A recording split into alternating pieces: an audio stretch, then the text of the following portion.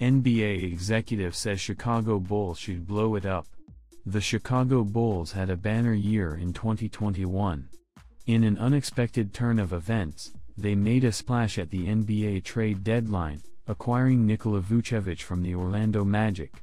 While this did not immediately result in a playoff appearance, it did pave the groundwork for several other significant transactions throughout the summer. The Bulls went all in on developing their all-star combination of Zach LaVine and Nikola Vucevic.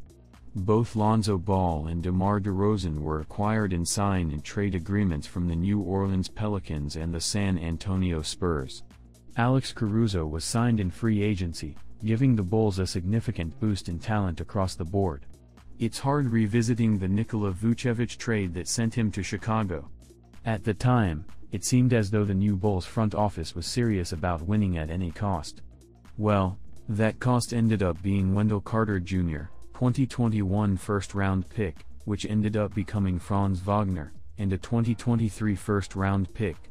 Looking at the breakout season Wendell Carter Jr. is having despite the Magic overloading their roster with big men, one could say the Bulls lost that trade just by swapping Wendell Carter Jr. for Nikola Vucevic. It gets a little more complicated because Vucevic was the reason DeMar DeRozan chose the Bulls.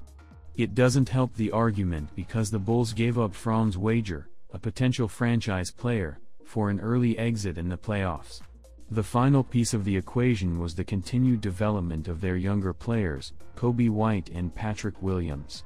For a while, things did look good in Chicago. They were near the top of the Eastern Conference, but then the injuries began piling up and they sunk in the standings. The Bulls ended up being early round fodder for the Milwaukee Bucks in the 2022 postseason, getting eliminated in 5 games as they had too many injuries to overcome. Those injuries have not subsided this season, which has put Chicago in a tough spot. Not good enough to truly contend in the Eastern Conference, at least until Ball comes back to the lineup, if he can, and without assets to make additions to the roster, a rebuild could be on the horizon. An NBA executive that spoke to NBA Analysis Network believes that is the way to go. I do not envy their situation at all. LaVine and Ball have knee problems that I'd be concerned about. DeRozan isn't getting any younger. Vucevic is playing on an expiring contract, there isn't really much room for them to make changes, and right now, time appears to be their enemy, not their friend. Even their young players haven't really taken steps forward. One benefit to a bad season is that a team will land a top draft pick. We have seen plenty of teams take advantage of that, with the Toronto Raptors being a recent example.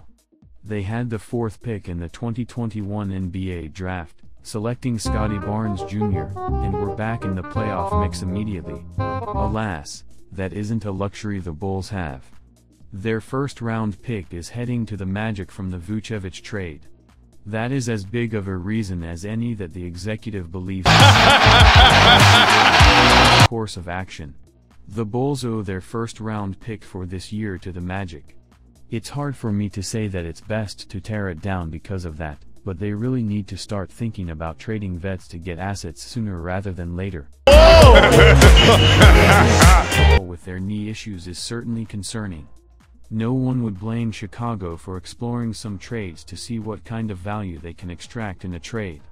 There are some good assets on this roster should ownership want to cash in their chips. Vucevic on an expiring deal should be an attractive trade piece, and a big trade, such as for Los Angeles Lakers point guard Russell Westbrook and draft capital, could be made by combining Vucevic with the contract of DeRozan.